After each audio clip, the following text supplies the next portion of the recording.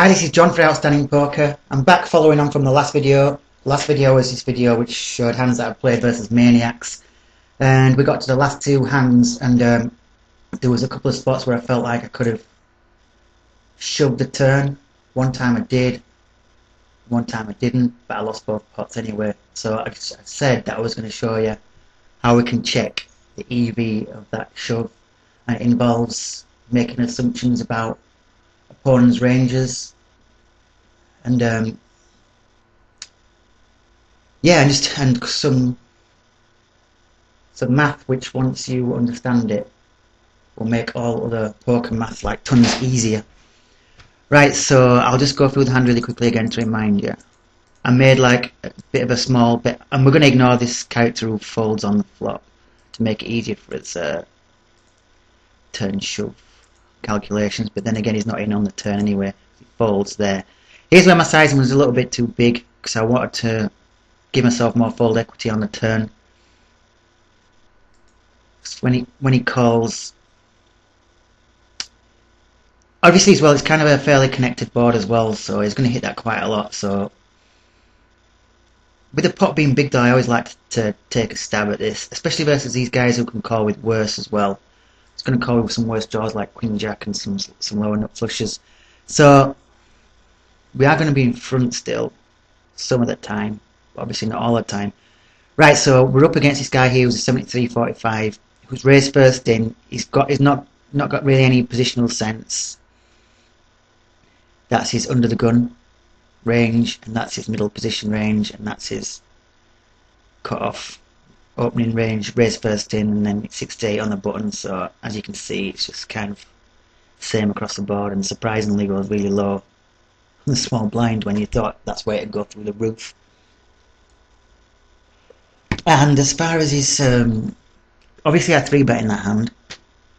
His fold to 3-bet total is 31%, so he does fold some of the time.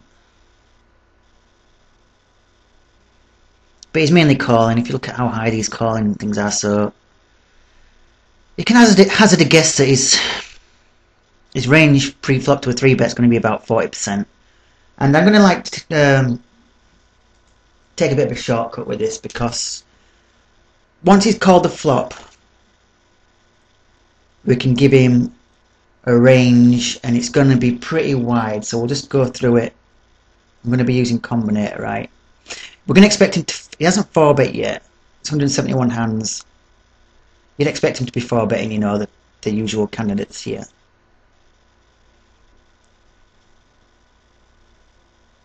But maybe it just hasn't been 3-bet yet when he's had them hands. But I'm definitely going to give him a 4-bet range of Ace King and Queen Queens plus. Sometimes I know they'll smooth call because they like to do everything differently in trap. Might give him like a couple of combos of aces.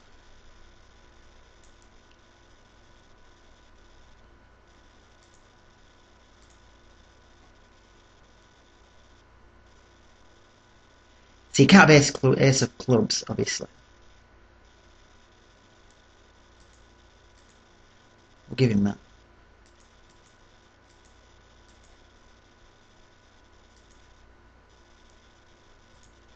I was on the wrong suit selection mode, so this should do it. We'll give him like 2 combos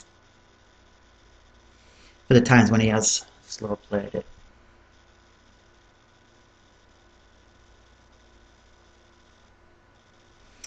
And so let's have a look at what else he can have. This will take a while, to be fair. He didn't have like any nut flush draws because we block the nut flush draws. Let's have a look at hands where he's got like a pair. King 10, Queen, because we know he's not folding these, like ever. We'll give him his monsters. Ace 10, King.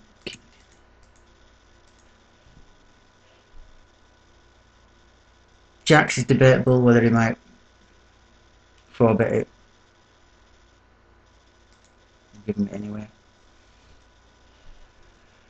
Interestingly as well, this is a player who is kind of different from some of the other maniacs in the fact that when he faces a c-bet, he actually folds 60% of the time and he hasn't raised it yet, so it's like, which is fairly passive for a player who's so aggressive post flop. As you can see,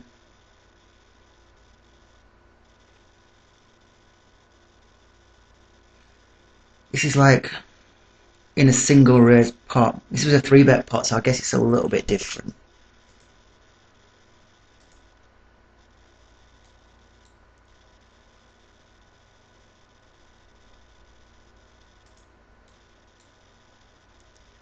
It's kind of like check folded like 50%.